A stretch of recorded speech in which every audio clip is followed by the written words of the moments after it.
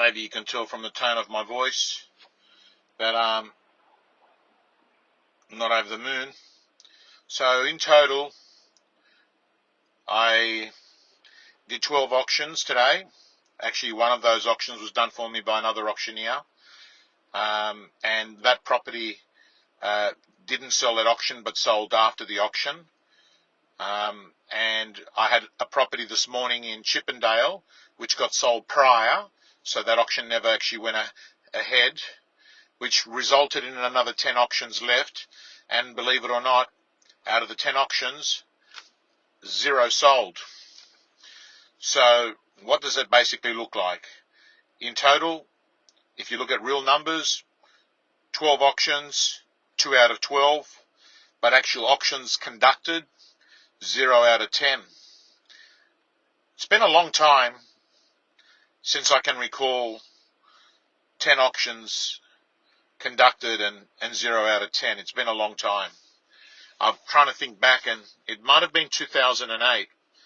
So it's very obvious. It's quite a contrast, isn't it? This time last week, I was telling you that I had actually done 10 auctions out of 10. Fast forward 7 days, we have a different result. Well, actually, a totally different result. So, gang, there have been so many properties today that were $20,000 short, and owners said no. And, you know, I often tell an owner, like, if you've got $1 million and you're only $20,000 short, what you're really doing by saying no in this market is like going to the casino and putting $1 million down to win 20 more thousand. That's what you're doing. And I have to say, that is a high risk strategy.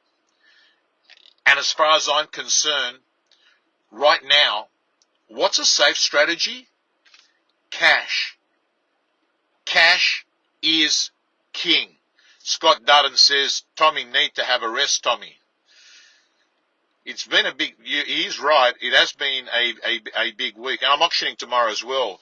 Dave Emery from Billa Properties says vendor management, 100%. You know, there's no question about it. If you can deliver bad news in a positive way, and you can use a combination of conversations, reports, data to help a vendor understand the reality of the marketplace. Most of our vendors at the moment, they're buyer-sellers, right? They're buying a property and they're selling a property. They're actually transacting in the same market. So there is an actual benefit if you sell right now that you can take advantage of having power with cash in the marketplace. But it's human nature. You always revert back to you'll feel more pain losing $1 than pleasure winning $1. You'll always do that. Daniel Kahneman studied that research. In fact, he won a Nobel Prize in 1979 for behavioral economics. People feel more pain losing $1 than pleasure winning $1, which of course drives human behavior and why most owners actually are reluctant, like today, to sell a property $20,000 less than they were hoping to get, even though they are probably going to get a benefit in the purchase side of the transaction. There's two parts to every book. It's what you sell for, what you buy for, and the changeover figure. In fact, if you're an upgrader, if you're selling and then you're upgrading, you're actually better off in this marketplace because the one that you're buying is probably been readjusted more than the one that you're selling. Anyway, guys and girls, greed overrides logic, says David. Gang, I'm going to sign off. I've got a long drive home because I'm in Engadine.